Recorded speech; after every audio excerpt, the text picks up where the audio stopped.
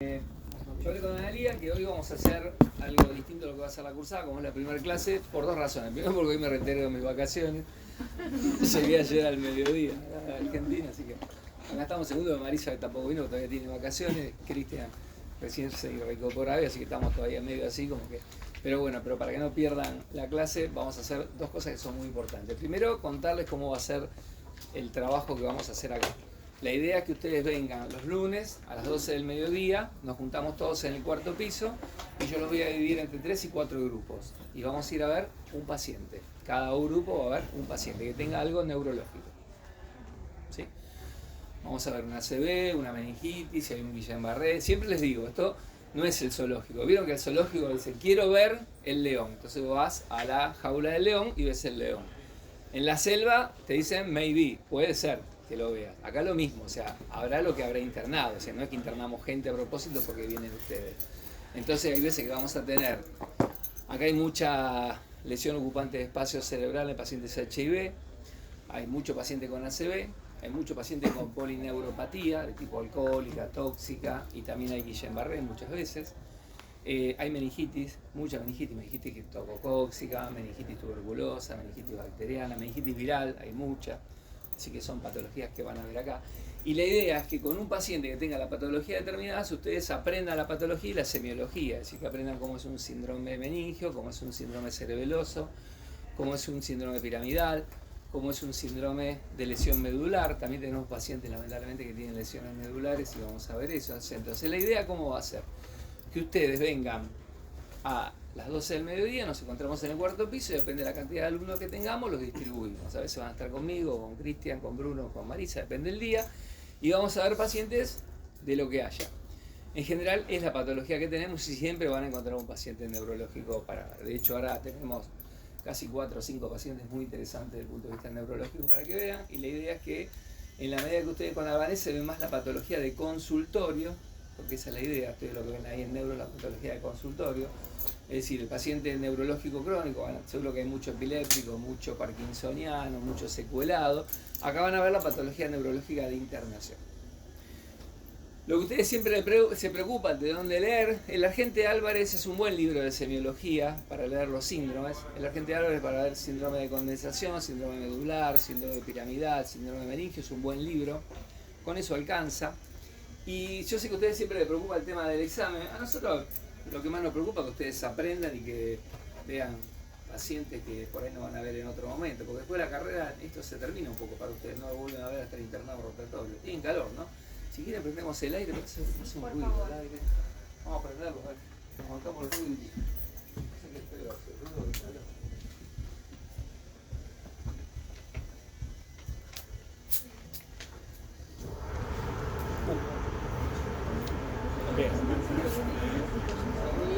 Levanta vuelo.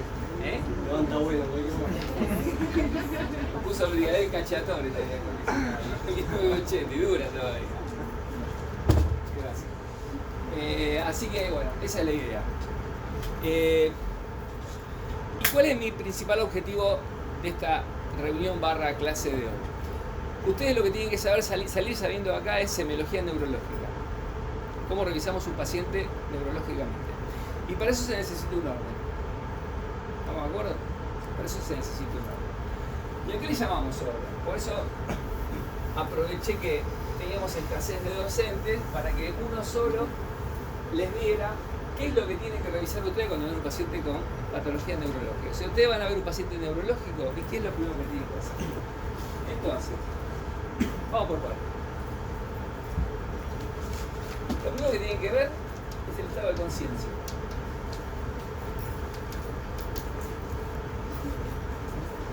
¿Sí?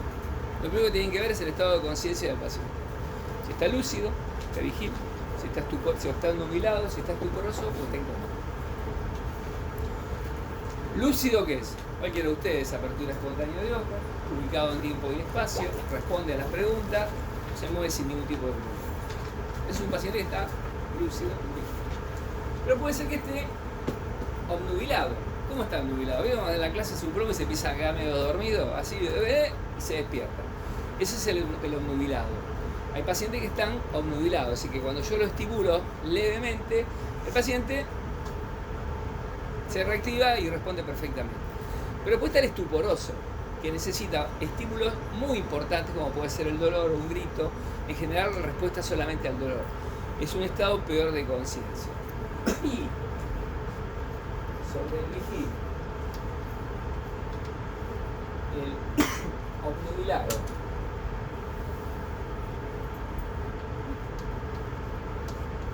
el estuporoso, cabalga el confuso. Un paciente puede estar vigil y confuso, obnubilado confuso. ¿Qué es la confusión? El paciente confunde las cosas, es decir, confunde el día, te dice estamos en el 9:24, confunde el lugar. La confusión, que muchas veces es homologable al delirio, en general responde muchas veces a causas neurológicas y a causas no neurológicas.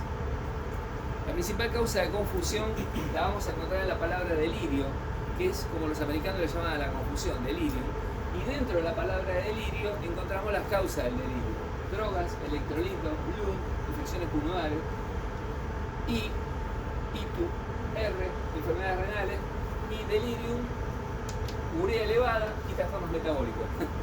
Es decir, la confusión muchas veces no responde a un verdadero problema neurológico, sino que es una respuesta neurológica a algo extra en la parte neurológica. La gran mayoría de los casos son drogas, benzodiazepinas que le dan a la noche para que duerma. La hiponatremia, la hipocalcemia, las infecciones pulmonares, el paciente tiene una neumonía y está confuso. ¿Vieron que delira de fiebre? Las ITU, las infecciones urinarias complicadas, la insuficiencia renal, por eso tiene la urea elevada, la urea y la creatinina elevada, y los trastornos metabólicos, la hipoglucemia, la hiperglucemia.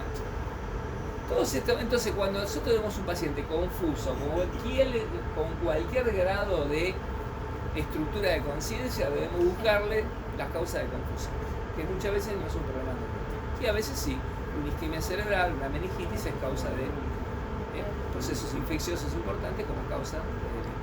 Y por último llegamos al coma. El coma es la pérdida, ¿no?, de respuesta externas e internas con profundización del sueño. Entonces el paciente puede estar vigil, obnubilado, estuporoso. Esos van a ser los 4 grados de conciencia. En segundo lugar, lo que tenemos que evaluar de un paciente son las pupilas. Las pupilas miden entre 2 y 4 milímetros. Cuando mide más de 4 milímetros hay midriasis. Cuando mide menos de 2 hay miosis. Cuando una mide 2 y otra mide 4 hay anisocoria. Y las pupilas tenemos que ver cuánto miden, el fotomotor, si es positivo, es decir, si la pupila se contrae frente a la luz, y si hay reflejo consensual conservado. Si yo estimulo uno, el otro también. Si yo le tapo un ojo y hago luz acá, cuando abro este también tiene que tener midriasis. Y la convergencia. Al ponerme visco, me pongo miótico. La miosis sirve para aumentar la agudeza visual. ¿Está bien eso? ¿Está claro eso? Entonces, miramos las pupilas, que no haya midriasis o miosis, que tengan fotomotor positivo, que tengan consensual positivo, que tengan convergencia conservada. ¿Por qué es importante? Porque van a ver después que el paciente que tiene lesión del tallo cerebral y es irreversible, pierde el fotomotor. La pérdida del reflejo fotomotor implica irreversibilidad del cuadro neurológico. Si un paciente tiene un hematoma cerebral y perdió el reflejo fotomotor, quiere decir que lesionó el tallo cerebral para arriba. Está listo. ¿Sí? Cuando no lo lesionó todavía, tiene fotomotor conservado. Algunos pacientes tienen fotomotor conservado y consensual abolido, como pasa por ejemplo en la sífilis, la de Wedford. Bueno, eso vamos a ir viendo a medio día. Y algunos pierden la convergencia. Cuando hay alteraciones en la cintilla longitudinal, el paciente, como los ojos están coordinados entre sí por las cintillas longitudinales y el ganglio de Edinger-Wedford, tenemos ahí convergencia de que los dos ojos están midriáticos, los dos ojos están mióticos y los dos ojos convergen al mismo tiempo para mantener la agudeza visual. Por eso es muy importante la observación del ojo como evaluación neurológica. Porque recuerden que el ojo es el único órgano neurológico que está a simple vista y que está por fuera del cráneo. El ojo es parte del sistema nervioso central. ¿Está bien? En tercer lugar, ¿qué tenemos que ver? El Glasgow. El Glasgow, recuerden que se mide de 3 a 15, por supuesto hay de 0 también, pero 0 Glasgow es estar muerto. 15 es lo máximo. Si el Glasgow puede llegar con una escala de 15. ¿Sí? ¿Y qué mide el Glasgow? La actividad motora, la apertura ocular y la respuesta verbal. Entonces van a buscar en los libros el score de Glasgow, van a ver que el paciente que mueve los 4 miembros tiene un Glasgow, tiene una actividad motora de 6, el que localiza 5, el que focaliza 4, el que está paraparético, se le va restando puntos a medida que tiene menos movilidad espontánea de los miembros. Lo mismo pasa con la respuesta verbal. Contesto perfectamente, contesto confuso, no contesto. Y lo mismo con la respuesta motora, con la respuesta ocular. Abro los ojos espontáneamente, al estímulo leve, al estímulo mayor, solo al dolor, no abro los ojos. Eso tiene un puntaje, 6 para uno, 4 para otro, 5 para otro, por consiguiente el Glasgow máximo es 15. ¿Por qué es importante el Glasgow? El Glasgow se hace con una tablita en la mano y usando los puntos. Porque el Glasgow me permite evaluar día a día cómo está el estado de conciencia y cómo está la respuesta de ese paciente desde el punto de vista neurológico. Se sabe que el 7 para abajo, el Glasgow es muy mal pronóstico. Cuando tiene el 7 para arriba tiene recuperabilidad. 7 para abajo es un pronóstico malo. Y que un día tenga 10 y un día tenga 12 es mejor para el paciente, pero que un día tenga 12 y otro día tenga 10 es peor para el paciente. Entonces el Glasgow es una escala que nos permite valorar severidad y evolutividad. Y es fácil de hacer. ¿Está bien? ¿Estamos de acuerdo con eso? ¿Sí?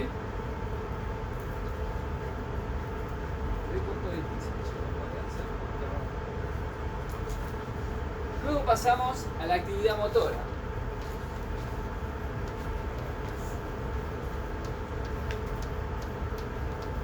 ¿Qué evaluamos en la actividad motora? A través de la maniobra de Mingazzini-Barré, el paciente tendría que, cuando baja 1, paresia. Si cae, plejía.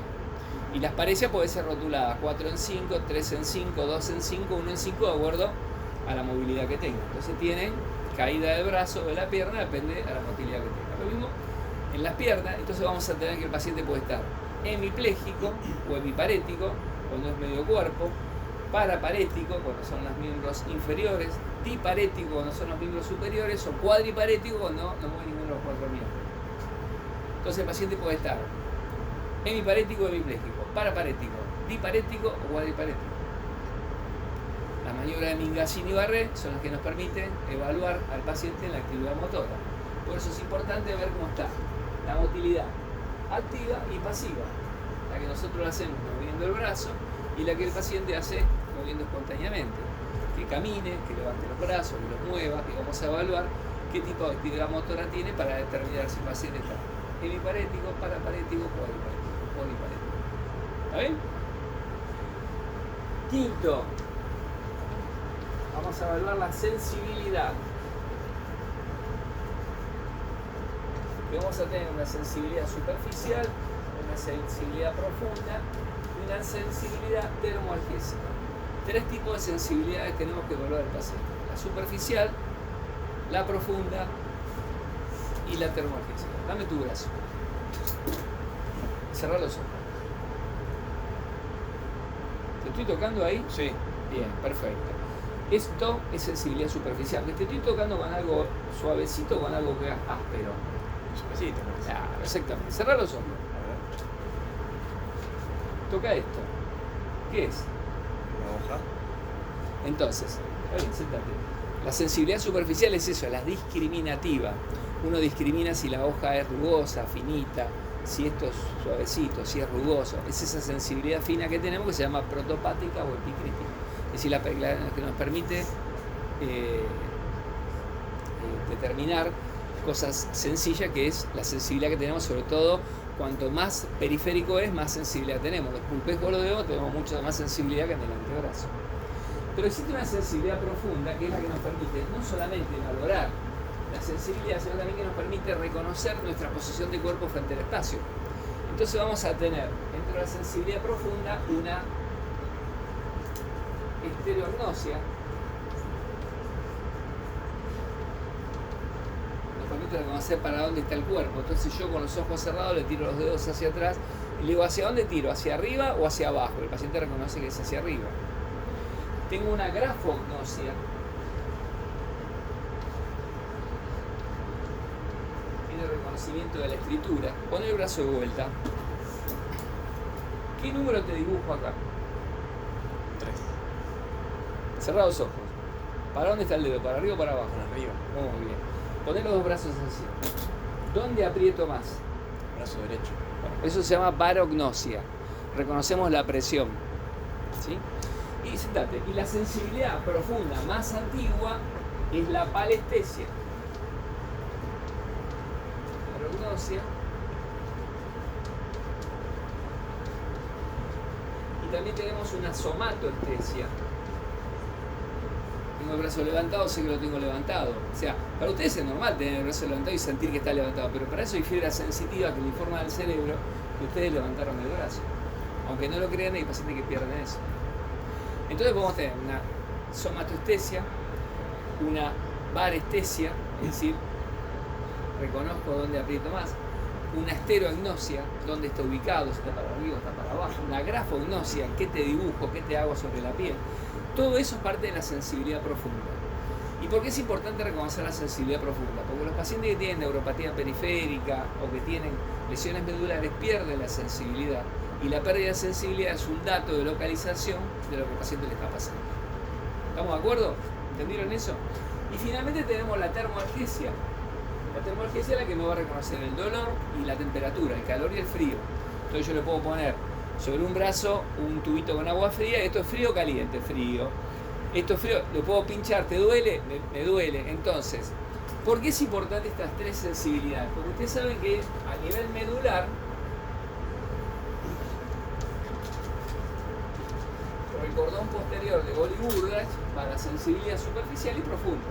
Realmente la superficial y la profunda.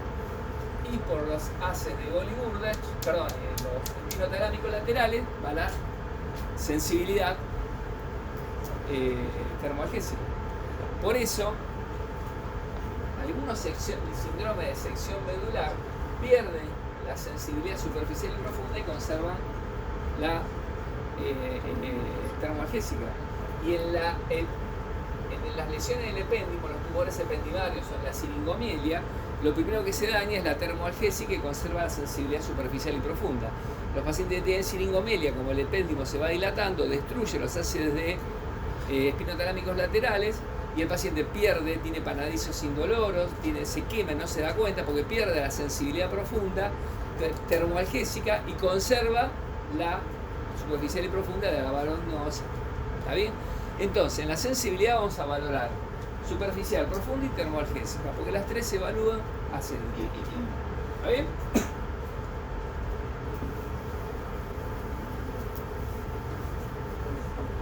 Sexto, ¿qué tenemos que valorar? El tono. Normalmente tenemos un tono muscular que lo da una estimulación neurológica permanente, que es la estimulación sobre las fibras musculares que hace que uno tenga un tono muscular. Si yo me quedo parado así, es porque tengo cierta contracción de los músculos permanentes que me hacen que me esté parado, si no sería una meba que se desparramaría. Cuando uno pierde el tono muscular, uno lo puede perder por enfermedad neurológica, pero también lo puede perder por enfermedad muscular. Porque el músculo cuando se enferma, por ejemplo una polimiositis o una rhabdomiolisis, pierdo la fuerza muscular y me quedo hipotónico. Pero en la gran mayoría de los casos la causa es neurológica, porque el tono está dado por un estímulo permanente del sistema nervioso central y autonómico sobre la fibra muscular. Entonces, tengo que tener un tono normal para poder mantenerme en pie, para no deformarme, si no termino así, hecho una meba. Pero tampoco tengo que tener demasiado tono, porque si tengo demasiado tono muscular, ¿qué me pasa? Me pongo rígido. Entonces, puedo tener rigidez. Por eso van a ver que existen dos tipos de rigideces, que es cuando aumenta el tono muscular. La rigidez por enfermedad extrapiramidal y por enfermedad piramidal. El piramidal le queda el brazo así agarrado y rígido. Pero llega un momento que lo venzo y ¡pac! Y lo libera. Eso se llama signo de la navaja. Es decir, el paciente queda así y es una debilidad, es una rigidez distal que se vence de una sola vez. En cambio, el extrapiramidal, la rigidez suele ser proximal y lo que hace es esto. el signo de la rueda dentada. Por eso el parkinsoniano está rígido, tiembla, y como usted quiere mover el brazo, lo hace de esta manera. En cambio el hemipléjico queda así, y tiene una marcha en os, porque la pierna le queda hipertónica y un brazo así. Pero como ustedes le vencen el brazo, lo vencen.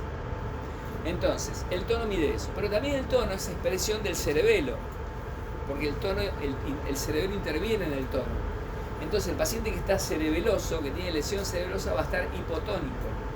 Van a ver cómo el cerebeloso está hipotónico, tiene reflejos pendulares, porque los reflejos aumentan y como no tiene tono, no los puede controlar, y tiene tono muscular aumentado. ¿Sí? Y otra cosa que le pasa, parate, vení, ya que tengamos el punto, yo digo, dale que se mueva. Miren esto, flojito. ¿Ven? Yo lo muevo acá y él hace un movimiento de los brazos que se oponen, opositores que va acompañando. Hay pacientes que pierden el tono que hacen esto, y los brazos revolean para todos lados, acompañando el movimiento. Está bien, siéntate. ¿Sí? Entonces, eso también es pérdida del tono, se llama la maniobra entre tomas, eso se ve en los cerebelosos. Entonces, vamos a ver que el tono no puede ser que yo, ven que yo hago esto y tiene un tono muscular. Cuando yo hago así, como si fuera una gelatina, hipotonía. Cuando está rígido, tac, tac, tac, tac, rigidez extrapiramidal. Vamos a notar acá cómo el músculo lo vamos venciendo y va ganando de vuelta contracción. O el hemipléjico hago así, tac, tac. Entonces, signo de la navaja o el signo de la rueda dentada. Navaja, perdón, es en el piramidal. El piramidal. En el extrapiramidal, el signo de la rueda dentada. Tono. ¿Estamos de acuerdo? Séptimo. Reflejos. Levanto que tengo un martillito de reflejos. Tenemos reflejos superficiales, viscerales y osteotendinosos. Hay un montón de reflejos. El más común es el atelar, el aquiliano. ¿Alguien trajo un martillito de reflejo? Ya se gana un punto más para el examen. Dame. Parate de vuelta, parate. Yo quiero 2 puntos. Y vos te mereces 2. Miren, reflejo bicipital accesorio. Miren. ¿Ven ahí? ¿Ven ahí?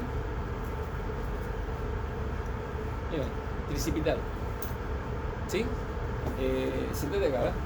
Cruzó una pierna. Cruza una pierna. Queda floja ahí, sale. Cruza la otra. ¿Ven ahí el rotuliano? ¿Ven el rotuliano? Bien. Pero también tenemos. Sacate los sentidos.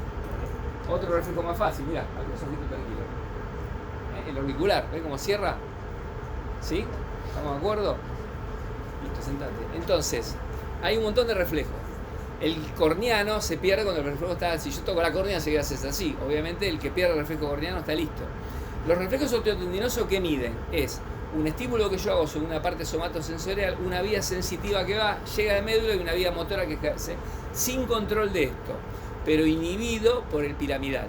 Por eso cuando pierdo el piramidal, pasado los primeros días, que es el shock medular, está hipotónico, pero después libera y tiene reflejos aumentados. Por eso el piramidal tiene reflejos aumentados. Lo mismo le pasa al de la lesión medular. Pierde la inhibición del haz piramidal. El haz piramidal inhibe, es el centro de reflejo que sale de una metámera, va por la parte sensitiva, llega al núcleo del ganglio, médula, hasta posterior, hasta anterior, sale por acá. Todo eso que se hace en segundos está inhibido por el piramidal, para que no sea un reflejo violento. Por eso cuando uno pierde el piramidal por una hemiplejía, aparece la hiperreflexia después de 10 días. Y más aún después de un mes.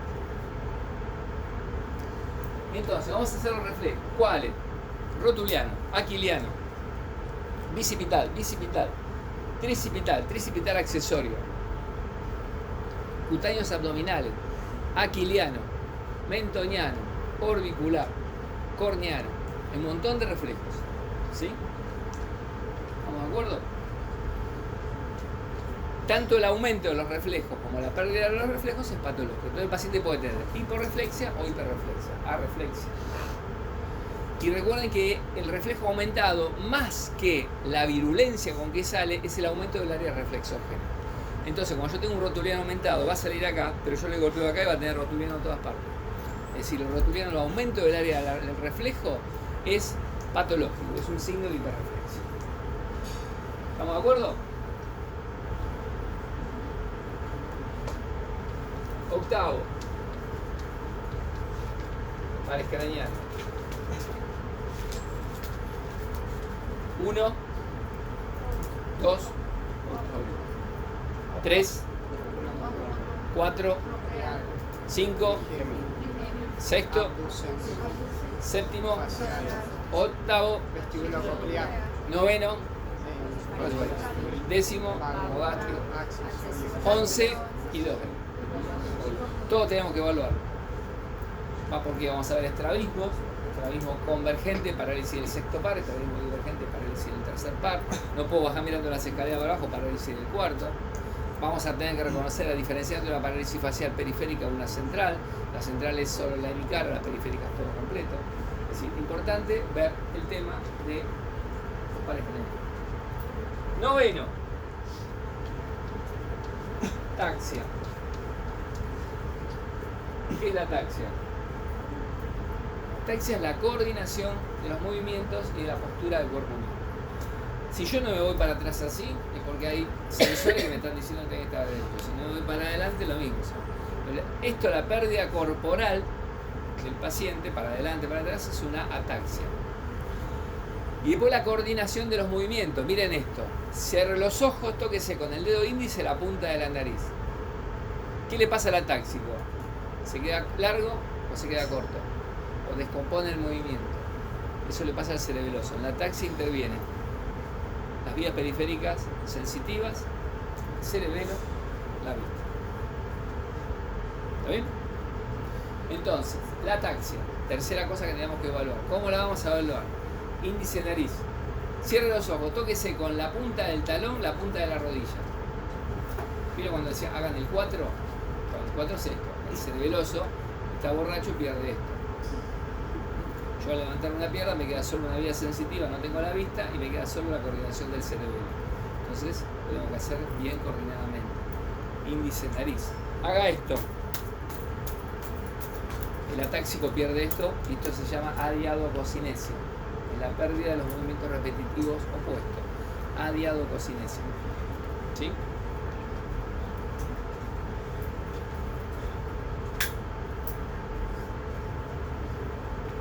Décimo,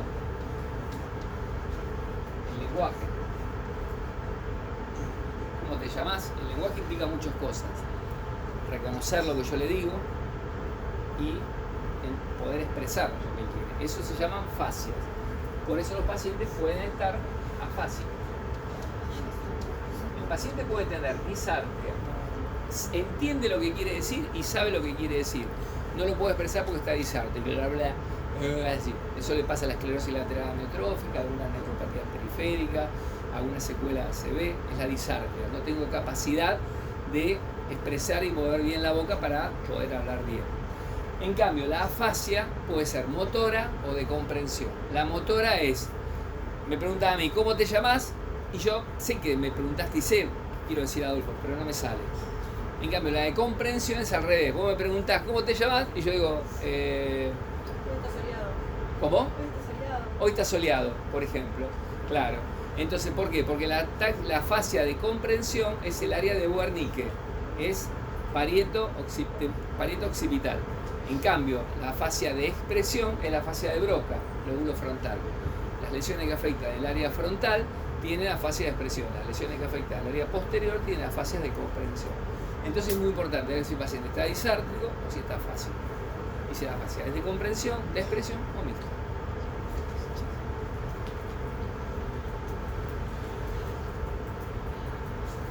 Y por último, llegamos a la taxia. ¿Qué es la taxia? Ten el martillo. Tenelo. ¿Era tuyo este? No. Dame el martillo. Profe, Ya dio Ya. taxia. Práctica. el 9. Ah, perdón, te busqué yo. Praxis.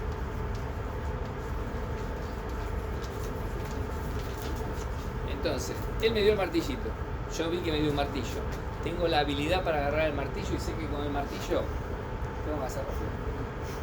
La praxia es una función mental superior que depende fundamentalmente de los lóbulos parietales, por el cual el paciente entiende que esto es un martillo, tiene la capacidad de agarrarlo bien, de utilizarlo como corresponde y devolvérselo de quién era esto, No, así no se hunde. Eso ya no es praxia. Gracias. ¿Está bien? Entonces, eso es la praxia. ¿Quién pierde la praxia? El paciente que tiene lesiones complejas parietales. No sabe para qué sirve el tenedor, no sabe para qué sirve una cuchara. No agarra una virome y no puede escribir su nombre porque no sabe para qué es la virome. Eso es una praxia. Eso implica grandes lesiones cerebrales. ¿Sí? Y después, lo que tenemos que reconocer, por último, son los signos meningios. Irritación meningia, esto está por fuera del sistema nervioso central e implica la rigidez, ¿sí? El paciente está rígido, tiene rigidez de nuca, tiene rigidez del cuerpo, tiene Kernig y Brusinski, le levanto una pierna y flexiona la otra, ¿sí? Le levanto un brazo y flexiona, le levanto el torso y flexiona las piernas, son todos signos de rigidez meningia, de irritación meningia, que hace que el paciente exprese síntomas y signos meningios determinados por la afección de la meninge que está por fuera del cerebro. Una ¿Sí? consulta ahí. Yo acá. Si en Kernig-Brusinski me da positivo, hablo siempre de que es un foco meningio, pero no necesariamente implica rigidez de nuca o siempre van las cosas. Bueno, está bien la pregunta. Vos podés tener rigidez de nuca sin Kernig y Brusinski. Claro. Por ejemplo, vos le haces la rigidez de nuca y el paciente está rígido. La rigidez de nuca puede ser por meningitis o por sangre Claro, también. yo había ¿no? visto que en meningitis, por ejemplo, por eso iba a preguntar, vi que, o sea, se evalúa rigidez de nuca y aparte la otra. Kernig y y Brusinski, por eso claro. no tenía Son duda. todos expresión de lo mismo, de la rigidez del cuerpo. La rigidez, el Kernig y Brusinski, el paciente se acuesta, yo le levanto una pierna y flexiona la otra. O le levanto el torso con la mano acá y flexiona las piernas. O lo pongo boca abajo y hago lo mismo y le pasa exactamente lo mismo. La rigidez de nuca es, le muevo la nuca es más rápido. Y en vez de estar flácida o un poquito livianita, está contracturada. Lo que pasa es que la rigidez de nuca es mucho más burdo, porque el paciente que tiene contractura, mucha artrosis cervical, los parkinsonianos pueden tener rigidez de nuca y no ser benigno. Y por último, cuando pusimos acá los reflejos, hay reflejos normales y anormales. El más común de los anormales es el Babinski. Estimulo la planta del pie con un sujeto romo desde adentro para afuera y vuelvo adentro y abre el dedo índice y despliega en abanico los otros dedos del pie. Eso es un signo de liberación piramidal, es un reflejo anormal. Y existen también, dentro de la semiología neurológica, 13, los movimientos anormales. Los movimientos anormales son expresión habitualmente de las lesiones extrapiramidales y tenemos el temblor. Existe un temblor de actitud, existe un temblor de reposo, existe un temblor intencional. El temblor intencional fundamentalmente es el del cerebeloso. Quiere agarrar esto y combina temblor con dismetría y con hipotonía. El temblor intencional es cuando yo estiro las manos y un poquito de temblor, está el temblor senil o el temblor adrenérgico. Paciente que tiene muchas catecolaminas circulando, tiembla un poquitito. Y después está el temblor del Parkinson. Tengo la mano en reposo y tengo este temblor. Este es el temblor del extrapiramidal. Están las coreas. Movimientos coreicos, movimiento anormal. Los tics. Los tics. Las mioclonías. El late del párpado. ¿Vieron? La mioclonía es lo más común. Otra consulta. ¿Lo viste que hay pacientes que todavía, o sea, que por ahí no desarrollan el lóbulo frontal y siguen con reflejos arcaicos? ¿Tienen? Que siguen con reflejos arcaicos. Claro. en realidad no es El reflejo arcaico es el marinesco, el Hoffman. Son todos esos reflejos de liberación piramidal. sí. Claro, esos son reflejos anormales. Lo vamos a ir viendo en la parte de reflejos acá. Tenemos reflejos normales y anormales. Yo noté que el más, el anormal más común es el Babinski, pero está el marinesco, el Hoffman, el chupeteo. Son todos reflejos arcaicos que aparecen por liberación del sistema piramidal. Y creo que no me olvidé nada. Es decir, entonces, si la semana que viene vamos a ver un paciente, nos ordenamos de esta manera. Estado de conciencia, pupila, glasgo, actividad motora, sensibilidad, tono, reflejo, pares cranial, taxia, fase lógica, debe orientarnos a dónde está el paciente. Por eso, el primer concepto que les tengo que transmitir es que no hay que hacer una tomografía de un paciente, sino es evaluarlo neurológicamente. La semiología neurológica es muy rica No siempre los estudios complementarios van a dar patología, como para darnos el diagnóstico, por diferencia en otras cosas donde la placa de tórax, la tomografía, el ecodoppler, todo eso nos termina jugando de esa manera. En la parte de neurología, la semiología es muy importante, porque uno localiza y determina el sitio o el sector de afección. No es lo mismo si yo tengo, por ejemplo, hipotonía, reflejos pendulares, tengo dismetría y tengo un movimiento anormal, como por ejemplo es el nistagmo, el movimiento normal de los ojos, no va a factible que tengo un sector cerebroso. Si quedé hemipléjico, la mano así, no va a factible que tengo una lesión piramidal de la cápsula interna. Si estoy paraparético, no va a factible que tengo una lesión nodular de 10 para arriba, porque recuerden que la nódula termina en L2. Si lo que tengo es una cuadriparesia, no va a factible que tenga una lesión a nivel cervical. Si perdí la sensibilidad termalgésica, lo más factible es que tenga una lesión del péndulo. En cambio, si perdí completamente la sensibilidad y no tengo actividad motora, tengo una lesión nodular completa. Si solo tengo debilidad en las piernas, no tengo reflejo y tengo la sensibilidad conservada, es muy factible que haya dañado la raíz motora del locario periférico, un Guillain-Barré. Pero si tengo afectada la sensibilidad, la parte motora y tengo también pérdida de reflejo, lo más factible que tengo una polineuropatía. Si chupo 25 litros de cerveza por día, alcohólica. Si soy diabético, diabético. Si soy urémico, urémico. ¿Sí? Si me quedé visco y el ojo se me fue para adentro, lo más factible que tengo una lesión del sexto par. O tengo una lesión del mesencéfalo, o tengo una lesión periférica del sexto par. Pero si el ojo se me va para afuera y se me cae el párpado y se me pone midriático, lo más factible que tenga el tercer par dañado. Exactamente. Si voy a consultar una guardia con la cara así, desviada y un ojo abierto, tengo una parálisis facial periférica. No tengo criterio de internación ni siquiera de pedir una tomografía. Eso es periférico, le tengo que dar un poco de antivirales y un corticoide. En cambio, si lo que tengo es una paresia facial inferior y el brazo no lo puedo mover mucho, hago una tomografía porque tengo una lesión isquémica. ¿Entienden a lo que voy? Que el método complementario, la tomografía, la resonancia, el electromiograma, la punción del líquido cefalorraquídeo, el electroencefalograma vienen a completar la sospecha clínica que uno tiene por evaluar al paciente. Si no, no coincide. Lo mismo pasa con los signos meniscos. Cuando yo tengo un paciente que tiene fiebre, rigidez de nuca, hernia de Brusing, que urgente le hago una punción lumbar, porque más de 6 horas de demora si hace una punción lumbar puede producir la muerte del paciente. Entonces, fíjense qué importante recabar en un paciente que está medio estuporoso, medio confuso y que tiene hernia de Brusing, que hacer una punción lumbar porque un factible tiene una meningitis neumocóxica o una meningitis neumocóxica. Y eso lo voy a determinar únicamente por la punción del líquido cefalorraquídeo cuando se examina el reloj. Lo mismo si el paciente tiene convulsiones y tiene una lesión motora. No es lo mismo tener convulsiones que lesión motora. Convulsiones solo puede ser hemipléjico. Cuando hay convulsiones con una lesión motora, sabemos que es una lesión ocupante del espacio. Entonces, más que nada el sentido de la clase, ¿cuál era? Que todos homogeneicemos qué tenemos que saber de un examen neurológico cuando estamos frente a un paciente. Tratar de hacerlo más metódicamente posible. La semana que viene vamos a ir a una habitación, vamos a ver un paciente, vamos a hacer estos pasitos y vamos a determinar, de acuerdo a la semiología que tiene el paciente. De acuerdo a eso, y decimos, bueno, ¿y qué le pedimos? Tomografía computada. ¿Le hacemos la tomografía computada? Sí, tiene una lesión isquémica cardíaca. Perfecto. Tiene una ACV isquémica. Tratamiento, aspirina, torvastatina, bla, bla, bla, bla, bla. Tiene un sangrado cerebral, tenemos si es quirúrgico. Tiene una LOE. Bueno, ahí las LOE ya se abren los caminos, HB o no HB. Una LOE con HB en general son infecciosas o linfoma. Una LOE no HB, tumor cerebral. LOE es lesión ocupante de espacio. Entonces, miren cómo el examen neurológico nos ayuda para que nosotros determinemos el correcto. ¿Alguna pregunta? Bien, La semana que viene a las 12 nos esperamos en el